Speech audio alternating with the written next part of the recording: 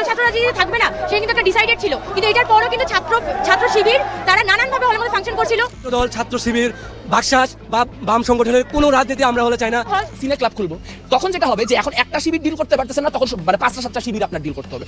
যারা আওয়ামী লীগকে সেই সময় ছাত্রদল এবং শিবিরের পরিচালিত সারা দেশব্যাপী আন্দোলনকে ক্রিমিনালাইজ করে আওয়ামী লীগকে এম্পাওয়ার করেছিল, 153টি আসন বিনা নির্বাচনে বিজয়ী হয়ে ক্ষমতাকে দীর্ঘায়িত করাটাকে সাপোর্ট দিয়েছিল, তাদের কারো বিরোধিতা তারা কারো বয়কট খুব বেশি আসা যায় না। রাজনীতি ফিরে গেলে আবার দাসত্বের কালচারে ফিরে যাবে, আবার হচ্ছে গিয়ে গন্ডুম গেসুম কালচারে ফিরে যাবে। শিক্ষকরা ইজারা দিয়ে দেবে তাদেরকে, ক্ষমতাসীন ছাত্র সংঘ তাদেরকে আবার দাস বানিয়ে রাখবে। যে রাজনীতি নিপীড়ন করে এটা আমরা কেউ চাই না। বাংলাদেশের ইতিহাসে ছাত্র রাজনীতি সবসময় গুরুত্বপূর্ণ ভূমিকা রেখেছে। স্বাধীনতা সংগ্রাম থেকে শুরু করে গণতন্ত্র পুনরুদ্ধার সবই ছিল ছাত্র রাজনীতির হাত ধরে। কিন্তু 2025 সালের আগস্টে এসে ঢাকা বিশ্ববিদ্যালয়ে আবারও উত্তপ্ত। তবে এবার বিতর্ক ছাত্র রাজনীতি থাকবে কি থাকবে না সেটা ঘিরেই এখন প্রশ্ন। প্রশাসন, ছাত্র সংগঠন আর সাধারণ শিক্ষার্থীদের মধ্যে চলছে তুমুল মতবিরোধ।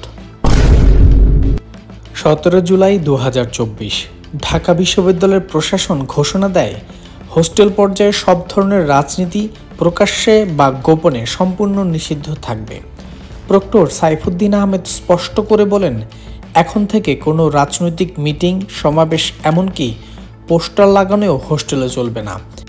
আমাদের সিদ্ধান্ত হলো হল পর্যায়ে কোনো ছাত্ররা দিয়ে চলবে না, তারা কেন্দ্রে করতে পারবে, তারা মধুর ক্যান্টিন, কলা ভবন তারা করতে পারবে, যেটা সমঝোতা হয়েছিল।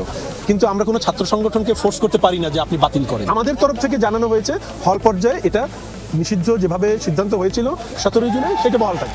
এই সিদ্ধান্তকে অনেকেই বলছে হঠাৎ নেওয়া, আবার কেউ মনে করছেন দীর্ঘদিনের সহিংসতা ও নিয়ন্ত্রণের রাজনীতির অবসান ঘটতে পারে এই ঘোষণার মাধ্যমে। তবে প্রথম বিস্ফোরণ ঘটে 8 আগস্ট 2025। ছাত্রদল কমিটি ঘোষণা করে এই ঘটনা নিয়ে। বাংলাদেশ জাতীয়তাবাদী ছাত্রদল 18টি হলে নতুন কমিটি ঘোষণা করে। প্রশাসনের নিষেধাজ্ঞা সত্ত্বেও এই ঘোষণার খবর ছড়িয়ে পড়তেই ক্যাম্পাসে উত্তেজনা চরমে পৌঁছে। সাধারণ শিক্ষার্থীরা বিক্ষোভে নামে। তারা দাবি করে রাজনীতি বন্ধের ঘোষণার পরও গোপনে দলীয় নিয়ন্ত্রণ ফিরিয়ে আনার চেষ্টা চলছে। পরিস্থিতি নিয়ন্ত্রণে আনতে 9 আগস্ট রাতে এবং 10 আগস্ট দিনে বিশ্ববিদ্যালয় প্রশাসন বিভিন্ন ছাত্র সংগঠনের সাথে বৈঠকে বসে। কিন্তু বৈঠকেই নতুন বিতর্কের জন্ম নেয়। ইসলামী ছাত্র শিবিরের প্রতিনিধিদের দেখে অন্তত 3টি প্রগতিশীল সংগঠন বৈঠক বর্জন করে বেরিয়ে যায়। শিবিরের দাবি ছিল একটি গণভোটের মাধ্যমে হোস্টেলে রাজনীতির ভবিষ্যৎ কী হবে তা নির্ধারণ করা। অন্যদিকে গণতান্ত্রিক ছাত্র সংসদ ও কয়েকটি সংগঠন গোপন রাজনীতি চিহ্নিত করে কঠোর ব্যবস্থা নেওয়ার দাবি জানিয়েছেন। প্রশাসনের পক্ষে যুক্তি, দলীয় রাজনীতি হোস্টেলের নিরাপত্তা ও শিক্ষার পরিবেশ নষ্ট করছে, সহিংসতা ও দখলদারিত্ব বাড়াচ্ছে, তাই নিষিদ্ধ করাই একমাত্র সমাধান। অন্যদিকে ছাত্র সংগঠনের একটি বড় অংশ বলছে, ছাত্র রাজনীতির ঐতিহাসিক অবদান অস্বীকার করা যায় না, বরং সুষ্ঠু নীতিমালা, স্বচ্ছ নির্বাচন ও দলীয় প্রভাবমুক্ত কাঠামো গড়ে তুলতে পারলেই সুষ্ঠু রাজনীতি সম্ভব। এদিকে সাধারণ শিক্ষার্থীদের মধ্যে বিভক্ত মত। কেউ রাজনীতি চান না, কেউ বা আবার চান কিন্তু দখলদারিত্ব ছাড়া। বর্তমান রাজনৈতিক প্রেক্ষাপটে এই বিতর্কের পেছনে রয়েছে জাতীয় রাজনীতির ছায়া।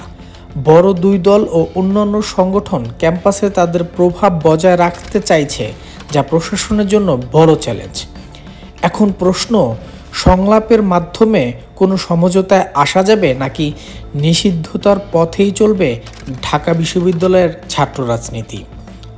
আগামী কয়েক সপ্তাহে বোঝা যাবে এটা কি হবে, রাজনীতিবিহীন ক্যাম্পাস নাকি নতুন নীতিমালায় গঠিত একটি গণতান্ত্রিক ছাত্র সংসদ।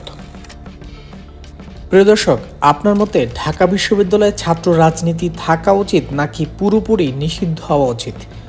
কমেন্টে জানান আপনার মতামত। আর এরকম বিশ্লেষণ পেতে আমাদের চ্যানেলটি অবশ্যই সাবস্ক্রাইব করে পাশে থাকবেন। আল্লাহ হাফেজ।